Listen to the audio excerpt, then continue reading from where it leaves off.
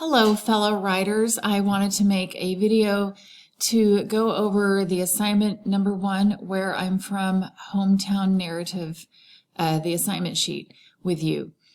One thing I want to say is I'm not going to talk about due dates in this video because I'm making this for all 3 of my classes that are writing this assignment, and they all 3 have different due dates. So I'm not going to say anything about when this is due. And if you see a due date on this assignment sheet that I have pulled up here, it may or may not be your due date. So just please make sure you look at your assignment sheet in your Blackboard shell to know for sure what day this is due. Okay, this is our narrative writing assignment. Up here at the top, I have the project goals. These are from the course objectives in the syllabus. At the end of the semester or towards the end, you will be working on a portfolio for your final project. One of the things you'll do for that is write about how you met the course objectives for this class through the work you did. So if you are working on that later, like in April, and you are thinking, hey, I wonder what course objectives we met while doing that narrative assignment, it's right here at the top of this assignment sheet. So remember that is here for you. Okay, what you're going to do is write a narrative about your hometown and how growing up there shaped the person you are today. And in this first paragraph here, these are just some questions. You don't have to answer these in your story, but these are just some questions to get your mind thinking about some things that you could write about. I'm trying to help you get started here. Okay, one resource you have that will be helpful is the narrative roadmap that starts on page 68 in our textbook in Composition Mix. That's a good resource to keep going back to because it's got a really good plan for how to write a narrative. So if you sit down to work on this and you keep thinking, what am I supposed to do? Make sure you're looking at the assignment sheet and also look at the narrative roadmap that starts on page 68 in Composition Mix. Okay, so here are some things to think about when you are writing a narrative. You want to think about what happened. So if you lived in the same town from birth until age 18, a whole lot of stuff happened. This essay only needs to be between 500 and 800 words, so of course you can't write your entire life story. So you need to think about the things that you want to pull out that you can kind of weave together into a story. You might want your narrative to cover several years, where you're trying to show something that happened over several years, or you can talk about one significant event that happened in your hometown while you were living there. So it's kind of up to you. There are a lot of right ways to write an assignment like this. One thing you want to make sure you avoid, you don't want to have just a list of events that happened where you're just kind of writing a list for your reader about what happened. So what that would sound like is something like this. I was born in my hometown in 2001. Then we moved to another house when I was 4. Then we bought another house when I was 10. See, that's just kind of a list of events that your reader probably won't really care about. So think about wording it a different way that will draw your reader in. So something like this. I had lived in 3 different houses in my hometown by the time I was 10. I would find out later why we had moved around so much. So something like that will make your reader want to keep reading. It'll make them wonder, well, why did they move around so much? Or you could focus on one event. Maybe your town had a losing football team for a long time, and all of a sudden when you were in high school, they started winning games and made it to the state championship, and the community rallied around the team, and it was really exciting. So you could write something like that. I've had students write about traumatic events that had happened to their town. I had a student who wrote about a tornado that devastated his town when he was young and how the community came together to rebuild after. So these are just a couple of ideas to get you thinking. Okay, when and where did it happen? So you want to establish your time frame and your setting. And a great way to do that is through descriptive writing.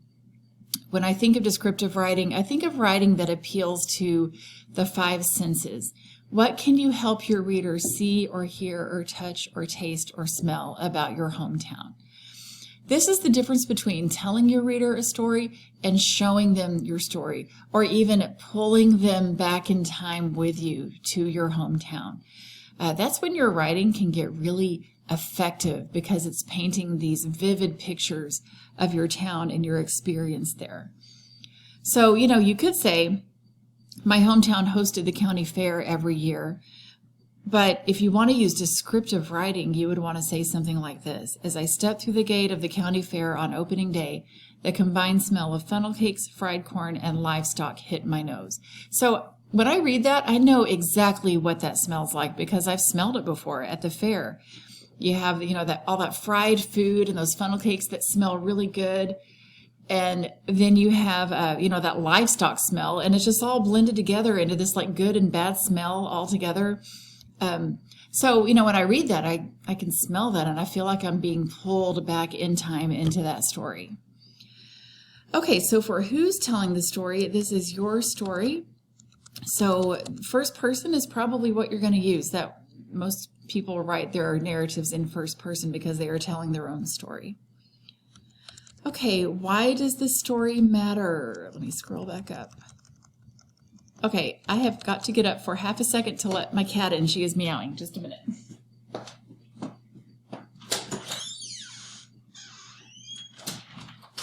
Okay, sorry about that. Her name's Lola. She's very happy to be inside. It's cold out there. Okay, why does the story matter? So remember, instead of listing just a series of events that happen, you want your story to have a point. Maybe you want it to have, you could have some kind of conflict that happened that caused tension to build. And then maybe at the end, the tension was resolved, or maybe it wasn't. When you read Erykah Badu's story, she has an interesting structure to her story about living in a neighborhood in Dallas when she was young that was a really close-knit, healthy community to live in. And then at a certain point, drugs came into the neighborhood, and it changed everything. So she talked about, my neighborhood was good. It was a healthy place to be. And then this thing happened. After that, it was different, and it wasn't such a healthy place to be. That's something I call a before and after structure. So if you have a story you could tell where you could use a structure like that, that would be good too. But you want to make sure you're telling a story. Not just a list of events, but something that happened, a story that's interesting, something that happened. All right, I do want to make this note right here, this note that's in bold here. One of the stories that you'll read that's in our Blackboard shell to get ready for this assignment is called Childhood's End by Erasmo Guerrera. And you'll see when you read it that his hometown story includes a traumatic event that I'm sure is the worst thing that has ever happened to him and to his family. So I use that story because it's an excellent example of a hometown narrative, especially if you have mixed feelings about your hometown and you're not really sure how to approach writing about it. But when you read that, I don't want you to think, oh, I need to write about the worst thing that's ever happened to me, because you don't. Remember, the writing in this class is public. That means we'll be reading each other's papers. And if you have something, in your past that happened in your hometown that's really too personal and painful to share with other people, don't write about it. Just don't put it in your story, because I don't want you to feel uncomfortable when it's time to share these papers with each other. You'll see when you read Norah Jones' story, she doesn't write about anything bad that happened to her. And I'm sure bad things happened to her, but she doesn't write about any of that in her narrative, and it's still a really good, solid narrative. So I just wanted you, when you read these examples of other hometown narratives, I don't want you to feel like you have to write about something tragic. Okay, and please make this essay factual, no fiction, please. And you want to make sure you are using MLA format. And remember, we have that entire folder of MLA resources over there that you can use in Blackboard. And in my in-person classes, I showed how to set up a basic MLA format as a Word document. And there's a video in that folder showing that same thing. So you can watch that again if you saw me do that in class and you need a refresher, or if you're in an online class, that's what I would have shown you if you were in an in-person class. So that video can be very helpful to you. You should not have to cite anything in this paper because you are telling your own story. So I'm not worrying about a works cited page or in-text citations at this point. We'll get into that in later assignments. So you just need that basic MLA format. You don't need to worry about citation yet. This narrative needs to be between 500 and 800 words. You can go over 800 words if you want to just keep writing, if you get really inspired. So it's okay to go over 800, but you do need to have the minimum of 500 to get the points for length. Okay, there is a due date. Don't look at it because it might not be your due date. Okay, here's the scoring guide. Clarity and organization count for 20%. That means that your meaning is coming through clearly and your information is organized into separate paragraphs in a way that flows and that makes sense. Appropriateness to rhetorical situation. That means you're telling your story, that this is a narrative and you haven't kind of accidentally started writing something else like an argument or something like that. We'll get to argument later in the semester. Use of narrative elements. Does your story have descriptive writing? Is your reader able to get a clear picture of the town you grew up in and your experiences there? Grammar and mechanics. And also, again, this has to do with clarity. With, is your meaning able to come through clearly? Because sometimes when you have issues with grammar and punctuation and spelling, it can keep your message from coming through to your readers clearly. MLA format, make sure you've got all of that in order because that counts for 15% of your grade. There's also that MLA checklist in the MLA resources folder. Before you turn your paper in, you can open that up and go down the list and make sure you've got everything right. In fact, I just updated that document with new links, new information, so it's good to go.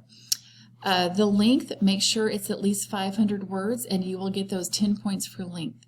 Please don't turn in a 498-word paper because I can't give you those 10 points, and that makes me really sad when that happens. I hate having to do that. So just do a quick word count. Microsoft Word has that tool where you can do a word count really quick. And before you turn it in, just make sure you've got those 500 words at least. Okay, this is the narrative paper and the hometown assignment, and I cannot wait to read your paper. I love reading these assignments because I get to learn something about everyone, and I just think the ways people write about their hometowns can be really interesting. So I hope you have a good day, and please contact me with any questions.